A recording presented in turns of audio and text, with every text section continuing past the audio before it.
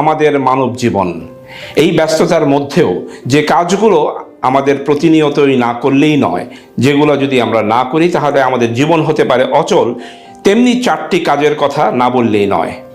আমি এটাকে বলি স্ট্রেস। এসতে স্লিপ, অর্থাৎ পরিমিত ঘুম আমাদের প্রয়োজন প্রত্যেকেরই, আমাদের সেজন্য সময় করে নিতেই হয়। এবং তারপরে রয়েছে টয়লেট, অর্থাৎ টয়লেট ছাড়া তো আমাদের কোনো কাজই সম্পন্ন করা সম্ভব নয়, এর জন্য আমাদের আলাদা টাইম বেছে নিতেই হয়। এবং ইতে হচ্ছে ইট, খাবার আমাদের খেতেই হয়। এবং এসতে হচ্ছে সেক্স। সেক্স হচ্ছে সেই রকম একটি কাজ যেটার জন্য একজন পুরুষ এবং নারীর জীবনে অপরিহার্য, এর জন্য আমাদের আলাদা টাইম করে নিতেই হবে। অনেক সময় আমরা ভুলে যাই এই সেক্স ব্যাপারটা ইম্পর্টেন্স দিতে। আজকে আমাদের আলোচ্য বিষয় হবে এই সেক্সুয়াল সমস্যা নিয়ে। পুরুষের যে সেক্সুয়াল সমস্যা তার সবচেয়ে কমন যে প্রবলেমটা, সেটার নামই হচ্ছে লিঙ্গ উত্থানজনিত সমস্যা, অর্থাৎ ইংরেজিতে যেটাকে বলা হয় ইরেকটাইল ডিসফাংশন। আমি আজকে আপনাদেরকে এই ইরেকটাইল ডিসফাংশন নিয়ে খুব প্রিসাইজ ওয়েতে কিছু কথা বলবো, যেগুলো আপনাদের জীবনে কাজে লাগতে পারে। কারণ প্রতিদিনই আমাদের প্রাইভেট প্র্যাকটিসে এই ধরনের সমস্যা নিয়ে পেশেন্টরা আসেন, এবং যেগুলো সম্পর্কে সম্যক ধারণা না থাকার কারণে অনেকেই হয়ে যান বিভ্রান্ত, এবং এটা নিয়ে হতাশায় তারা দিনাপাত করেন। সুতরাং এই ইরেকটাইল ডিসফাংশন বলতে আমরা আসলে বুঝি কি? অর্থাৎ যৌন মিলনের সময় যদি তার পেনিস বা যৌন লিঙ্গটা যদি যথেষ্ট পরিমাণে শক্ত না হয় যোনিপথে প্রবেশের জন্য, তখন সেটাকে বলা হয় ইরেকটাইল ডিসফাংশন। এই ইরেকটাইল ডিসফাংশন বেসিক্যালি 2 রকমের হয়ে থাকে। যেমন একটাকে বলা হয় মানসিক কারণের সাইকোলজিক্যাল, আরেকটাকে বলা হয় অর্গানিক। আমরা বেশিরভাগ ক্ষেত্রে ইয়াং বয়সে যেটা পেয়ে থাকি মানসিক কারণ হতে পারে, তার বিভিন্ন রকমের স্ট্রেস চলছে, লাইফের মধ্যে অনেক রকমের সমস্যায় উনি জর্জরিত, অনেক রকমের প্রবলেমে তিনি ওনার লাইফটা চলছে। সাময়িকভাবে কিন্তু এই ধরনের সাইকোলজিক্যাল কারণেই তার কিন্তু ইরেকটাইল ডিসফাংশন হতে পারে। এমনও হতে পারে যে উনি পারফরমেন্স করবে, সেই পারফরমেন্স করতে গিয়ে উনি এটাকে ভয় পাচ্ছেন, এটাকে বলা হয় পারফরমেন্স অ্যাংজাইটি ডিসঅর্ডার। সুতরাং আমরা তাকে আগে অ্যাসেস করে নেই, আমরা আসলে আমরা জিজ্ঞেস করি, একটা প্রশ্ন উত্তরের মাধ্যমে এই জিনিসটা ক্লিয়ার হয়ে যাবে তার এটা কি মানসিক না শারীরিক কোনো সমস্যার জন্য হচ্ছে।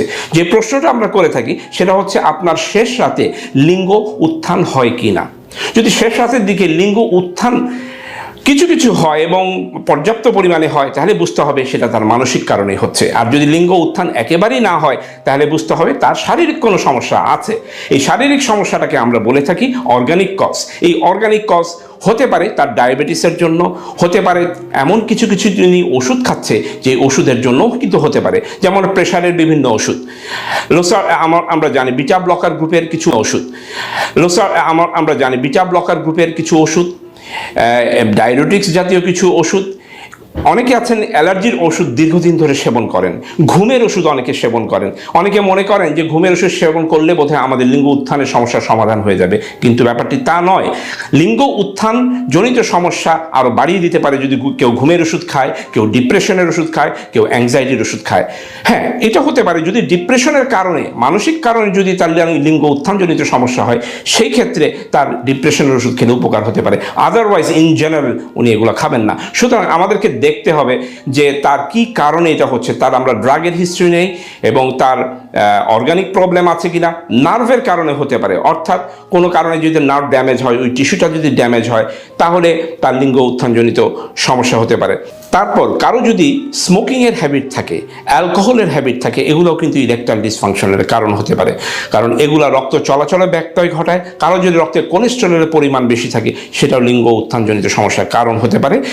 এছাড়াও পুরুষের যে হরমোন থাকে, টেস্টোস্টেরন হরমোন, সেটা যদি ঘাটতি থাকে, তার লিঙ্গ উত্থানজনিত সমস্যা হতে পারে। সুতরাং আমরা এই ধরনের পেশেন্টগুলোকে দেখে তার হিস্ট্রি নিয়ে তার প্রপার যেটা ইনভেস্টিগেশন করা লাগে সেগুলো করি। যেমন হরমোনের কিছু টেস্ট করি, তার ডায়াবেটিস আছে কিনা চেক করি, তার লিঙ্গের মধ্যে রক্ত চলাচল ঠিক মতো করে আছে কিনা, হচ্ছে কিনা, সেই জন্য কালার ডপলার করি, করে তারপরে একটা অ্যাসেসমেন্ট করে আমরা চিকিৎসা দিই। এখন চিকিৎসার বিষয়ে আমি খুব সংক্ষেপে দুই একটি কথা বলতে চাই।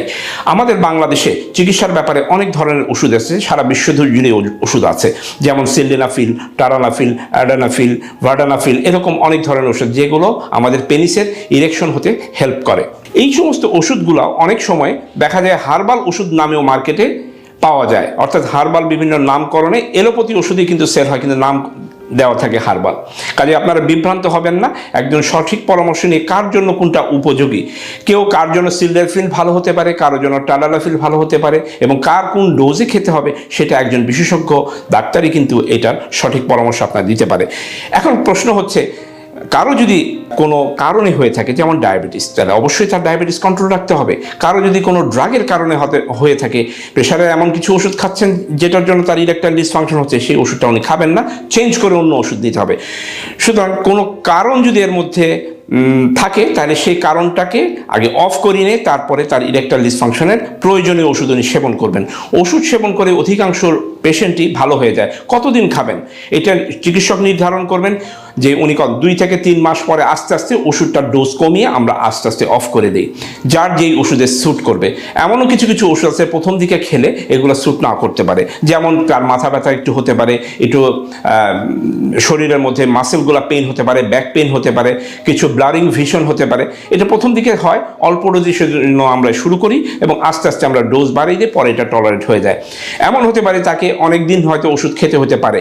এখন অনেক দিন ধরে যদি কাউকে ওষুধ খেতে হয়, তাহলে উনি কোন ওষুধটা খাবেন সেটা কিন্তু ওই চিকিৎসকই নির্ধারণ করবেন। আর কিছু কিছু ক্ষেত্রে ফর দ্য টাইম বিং এই ইরেকটাইল ডিসফাংশনের ওষুধ খাওয়া লাগে, যেমন তার যদি সিলডেনাফিল খায়, তার 50 মিলিগ্রাম, 25 মিলিগ্রাম বা 100 মিলিগ্রাম কোনটা লাগবে অন ডিমান্ডে উনি খাবে। খেয়ে তার ওই পারফরমেন্স অ্যাংজাইটিটা যদি দূর হয়ে যায়, তখন আস্তে আস্তে এটা আমরা উইথড্র করে দিই, বন্ধ করে দিই। সুতরাং আমরা অবস্থা বুঝে ব্যবস্থা নিব। এছাড়াও আধুনিক কিছু চিকিৎসা রয়েছে যেগুলো ইরেকটাইল ডিসফাংশনে কার্যকরী বলে মনে করা হয়, যেমন শক ওয়েভ থেরাপি। এটা একটা মেশিনের যে পেনিসের মধ্যে সার্কুলেশন বাড়ানো হয়। কিছু আছে পি শর্ট থেরাপি, যেখানে প্লেটিলেটস রিচ প্লাজমা এখানে ইনজেক্ট করা হয়। কিছু আছে পেপাভারিন ইনজেকশন, ইমিডিয়েটলি যদি পেনিসের মধ্যে এটা সাবকিউটেনাসলি দেওয়া হয় তাহলে ইরেকশন হয়ে থাকে, সেগুলো করা যেতে পারে। সব কিছু ট্রিটমেন্ট যদি ফেইলিয়ার হয়, তাহলে ইউরোলজিস্টরা পেন অ্যান্ড প্রস্থেসিসের ব্যবস্থা করে থাকেন।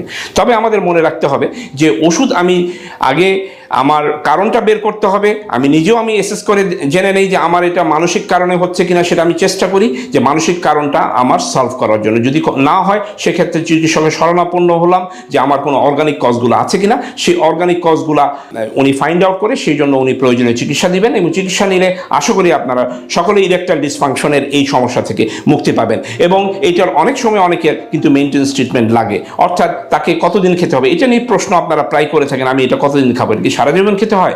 এটা ডিপেন্ড করে। কারো কারো ক্ষেত্রে দেখা যায় যে ইরেকটাইল ডিসফাংশনের ওষুধ কিছুদিন দিয়ে তারপর বন্ধ করে দিলে তার ইরেকশনের প্রবলেম সলভ হয়ে যায়।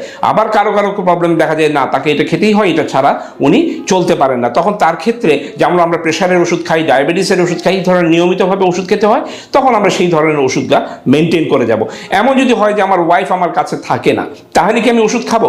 সেই ক্ষেত্রে তার কোনো ওষুধ খাওয়ার প্রয়োজন নেই, অন ডিমান্ডে উনি ওষুধ থাকবে। কারণ উনি এক জায়গায় জব করে, ওয়াইফ থাকে আরেক জায়গায়, উনি মিলিত হন 2 সপ্তাহ বা 3 সপ্তাহ, 1 মাস পর পর, তার ক্ষেত্রে রেগুলার ওষুধ খাওয়ার কোনো প্রয়োজন নেই। সুতরাং অবস্থা বুঝে আমরা